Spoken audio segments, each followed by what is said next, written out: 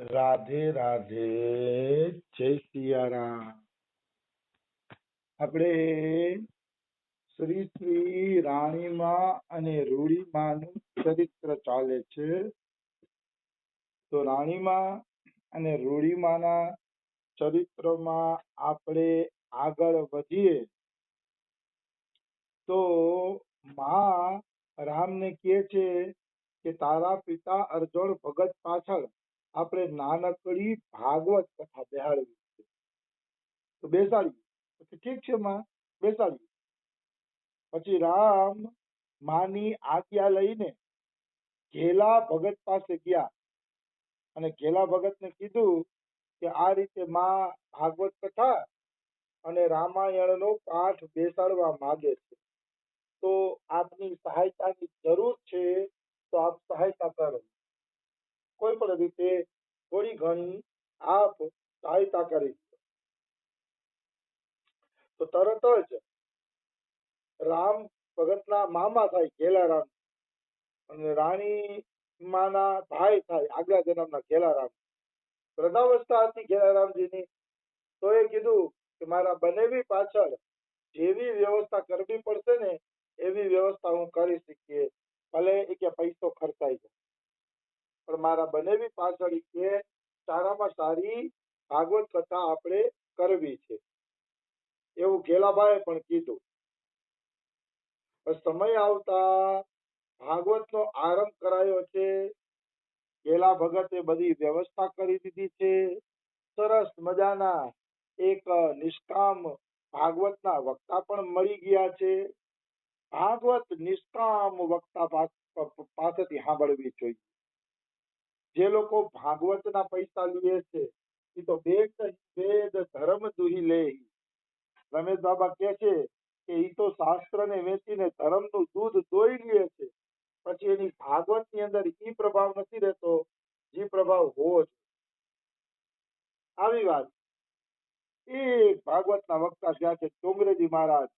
ડોંગરેજી મહારાજ સિવાય ભાગવતના બીજા કોઈ વક્તા હું પસંદ કરતો પણ નથી અને હું ગેરંટી પૂર્વક કહી પણ શકું ક્યાંય નથી.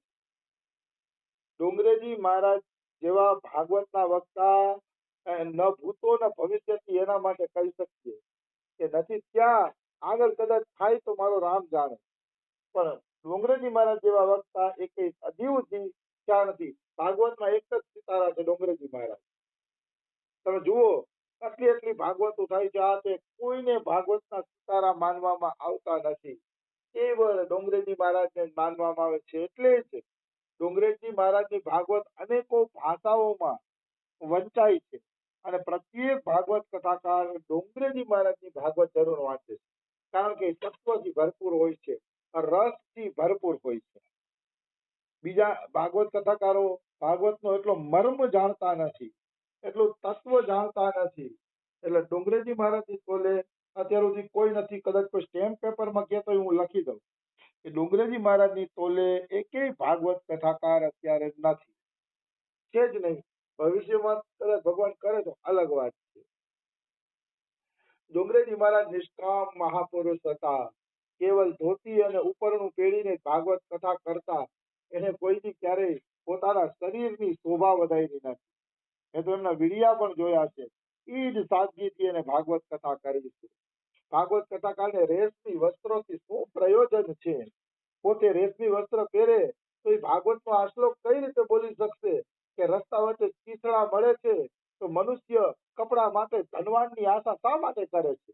આ સુખદેવજીનો શ્લોક છે. અરે ગુફાઓ તમને ખાલી મળે છે તો મનુષ્ય બીજાના મકાનની આશા શા માટે કરે છે? શું વૃક્ષો ફળ નથી દેતા? વૃક્ષો ફળ આપે છે તો મનુષ્ય ભોજન માટે ધનવાનની આશા શા માટે કરે છે? અને નદીઓના પાણી પીવા માટે મળે છે તો પાણીની આશા શા માટે? આવા દિવ્ય શ્લોક ડોંગરેજી મહારાજ બોલે ને તો એના મોઢે શોભે, કારણ કે એનામાં વૈરાગ્ય હતો. આ તો ભાગવતના 25-25 લાખ રૂપિયા લીએ અને પછી આમ જરીદાર શેરવાની પહેરીને ભાગવત કથા કરવા આવે. એ શું ધૂળ ભાગવત કરવાના છે?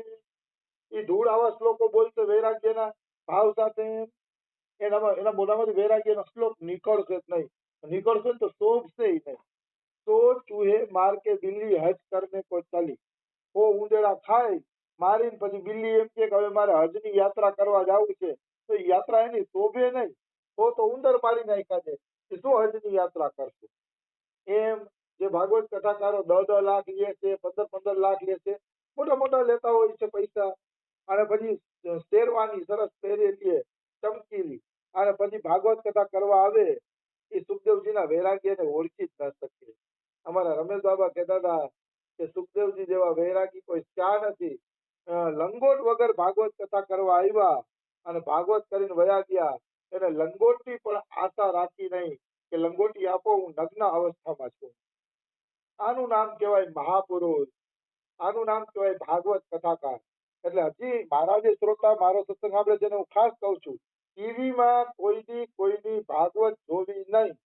એના કરતા ગીતા પ્રેસમાં મળેલા પુસ્તકો વાંચો, ડોંગરેજી મહારાજનું ભાગવત વાંચો, એમાંથી જે તમને તત્વ, રહસ્ય અને રસ મળશે એ કોઈ કથાકારો પાસે મળશે નહીં.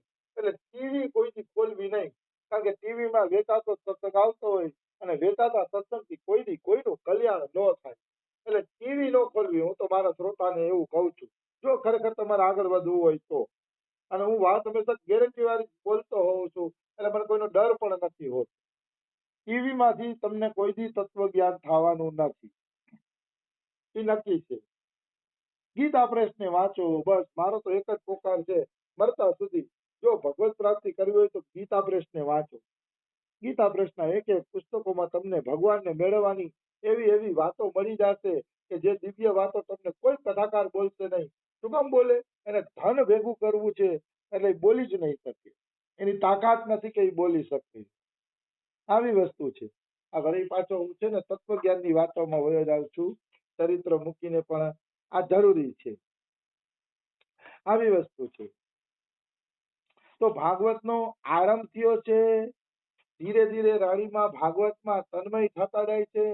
એક એક કથા રાણીમાના હૃદયને સ્પર્શી જાય છે ભાગવતની. અને એમાંય ધીરે ધીરે દસમ સ્કંદ આવ્યો. મેં સાંભળ્યું છે કે ડોંગરેજી મહારાજ દસમ સ્કંદ લેતા ને ત્યારે એમ કે જાણે સુખદેવજી જેની અંદરથી સાક્ષાત બોલે છે ને એવી રીતે દસમ સ્કંદનું વર્ણન કરતા ડોંગરેજી મહારાજ, એ બધાને રસમાં તરબોળ કરી દેતા. અને મેં એવું સાંભળ્યું છે કે સુખદેવજીએ જયારે દસમ સ્કંદની કથા આવી ત્યારે કૃષ્ણને પ્રાર્થના કરી કે હે કૃષ્ણ, આ દસમ સ્કંદની કથા તું જ તારા મોઢેથી મારી પાસે બોલાવી લેજે. હું દસમ સ્કંદની કથા નહીં વાંચી શકું, નહીં બોલી શકું. તો સુખદેવજીની અંદરથી સાક્ષાત ભગવાન કૃષ્ણએ દસમ સ્કંદ વાંચ્યો એવું પણ મેં સંતો પાસેથી સાંભળ્યું છે. તો એમાં કઈ ખોટું હોતું નથી. મહાપુરુષોની વાણી હંમેશા ભગવાન જ બોલતા હોય છે એની અંદરથી, એ નિશ્ચિત છે, એમાં કોઈ શંકા નથી. મહાપુરુષ જે બોલે છે એ એની અંદરથી ભગવાન જ બોલે છે, એમાં સંશય કરવો જોઈએ નહીં. સંશયનો કોઈ પ્રશ્ન પણ નથી, કારણ કે જે નિષ્કામ ભાવે બોલે છે ને એના હૃદયમાં ભગવાન જ બેહીને બોલે છે. હા, સકામ ભાવ હોય, લોભના પરમાણુ હોય, કામના પરમાણુ હોય, ક્રોધના પરમાણુ હોય, તો પછી એવા જેવા પરમાણુ હશે ને એવી જ વાણી નીકળશે. પણ કોઈ નિષ્કામ ભાવે કથા કરે તો એટલું વાત યાદ રાખજો, એની અંદરથી સાક્ષાત ભગવાન જ બોલે છે. એમ જ માની લ્યો કે ભગવાન જ આની અંદરથી મને આ પ્રકારની સલાહ આપે છે કે મારે આ રીતે હાલવું જોઈએ. સાક્ષાત ભગવાન, એમાં કોઈ એટલે કોઈ શંકા નથી. હનુમાન પ્રસાદ પોતાર છે અને બીજા ઘણા મહાપુરુષો છે, એના વિશે મેં એવું સાંભળ્યું છે કે એની અંદરથી સાક્ષાત ભગવાન જ બોલે છે ને એવું એના પરિકરો આજે પણ માને છે કે એની અંદરથી સાક્ષાત ભગવાન જ બોલતા. હું પણ માનું છું કે રમેશ બાબા અને અમારા ગુરુજીની અંદરથી સાક્ષાત ભગવાન જ બોલે છે, કારણ કે એ નિષ્કામ છે, એને કોઈ પણ પ્રકારની કામના નથી. એટલે નિષ્કામ ભક્તાની કથા સાંભળીએ ને ત્યારે એક એક શબ્દ પકડવા અને એમ માનવું કે એની અંદરથી ભગવાન જ મારા માટે આ શબ્દ બોલ્યા છે. એવી રીતે નિષ્કામ ભક્તોની કથા સાંભળવી જોઈએ, તો ઉત્તમ છે, નહીતર ઉત્તમ નથી. આવી વસ્તુ છે. તો દસમ સ્કંદ આવ્યો અને દસમ સ્કંદ આવતા જ રાણી માના મનમાં ગોપી પ્રેમ જાગ્રત થઈ ગયો, કારણ કે ગમે એમ તો પાછલા જન્મના મીરાબાઈ હતા ને, એટલે દસમ સ્કંદમાં ગોપીઓનું ચરિત્ર, ગોપીઓનો વિરહ, ગોપીઓનો ભાવ, એના વિશે રાણીબાઈએ સાંભળ્યું તો એનામાં ગોપી પ્રેમ પ્રગટ થઈ ગયો. એ મીરાબાઈનો જ અવતાર હતા અને મીરાબાઈ ગોપીનો અવતાર હતા. એટલે રાણીમાં માની અંદર સીધો ગોપી ભાવ જ પ્રગટ થઈ ગયો. આવી વસ્તુ છે. અને પછી તો રાણીમાં આખો દિવસ ભાવાવેશમાં રહ્યા. ગોપી ભાવમાં હા કૃષ્ણ એમ બોલતા બોલતા ગોપી ભાવની અંદર જ આખો દિવસ રાણીમાં રહ્યા. જો આને કથા સાંભળી કહેવાય. માણસો ભાગવત કથા સાંભળવા ટોળા ટોળા જાતા હોય પણ બહાર નીકળે એટલે એલી આજ તો શું શાક લેવાનું છે તો કે હાલ ને કથામાં આવી છે ટમેટા લેતી જાય. લ્યો કથામાં બેઠા છે. અરે કથામાં તો ભાવમાં ડૂબી જવું જોઈએ. શરીરનું ભાન ન રહેવું જોઈએ. એના બદલે એને ટમેટા યાદ રહેતા હોય. કારણ કથામાં આવ્યા છે તો શાકભાજી લેતા જાય. આમ કોઈની કથા ન સાંભળવાની હોય. કથા સાંભળો તો કથામાં તન્મય બની જાવ. દેહનું ભાન પણ ન રહે. કૃષ્ણ પ્રેમની અંદર મન રંગાઈ જાય તો એને કથા સાંભળી કહેવાય. આ તો પછી કથા પૂરી થાય વાત જ જોતા હોય કે કથા પૂરી થાય એટલે શાકભાજી લેતા જાય. એટલે આ રસોઈ બનાવવાની છે, આમ બનાવવાનું છે, એમાં શ્રોતાનો વાંક નથી. આવા વક્તા આજે તરબોળ કરી દે ને એવા કરોડો નહીં અરબોમાં એક જ હશે. અરબોમાં કરોડોની તો વાત જ છોડો. એટલે એવો વક્તાય નથી તો શ્રોતા બિચારો ક્યાંથી તરબોળ થશે. રાણીમાની જેમ ભાગવત સાંભળો. રાણીમાએ ભાગવત સાંભળ્યું તો એવા તરબોળ થઈ ગયા રાણીમાં કે એને ભાવાવેશ આવી.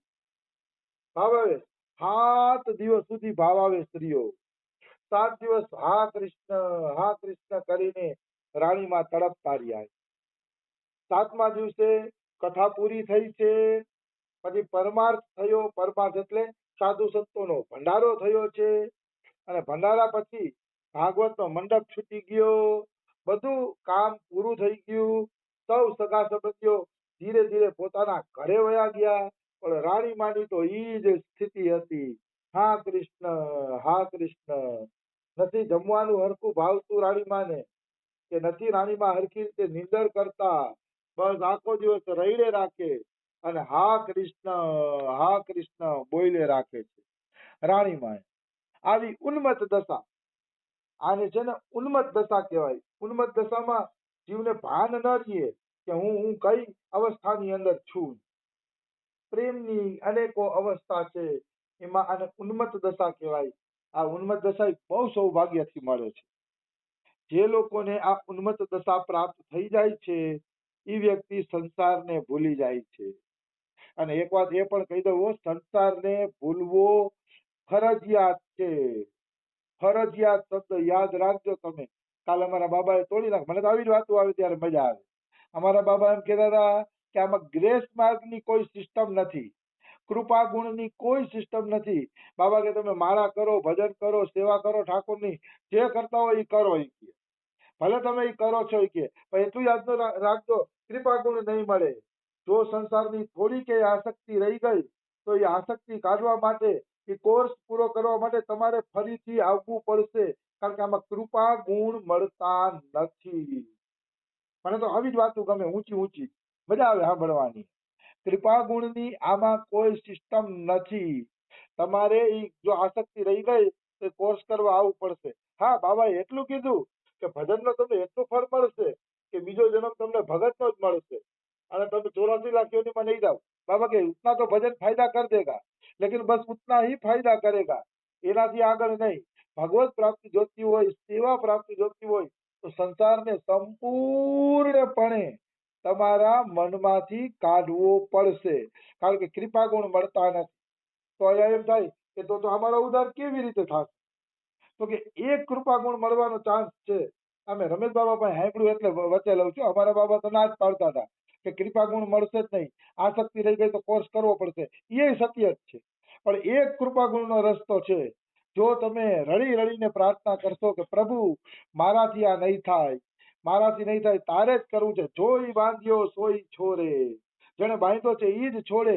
એવી જો વ્યાકુળતા પૂર્વકની પ્રાર્થના હશે ને તો કદાચ ભગવાન તમને કૃપા ગુણ આપીને એની સેવામાં બોલાવી લેશે.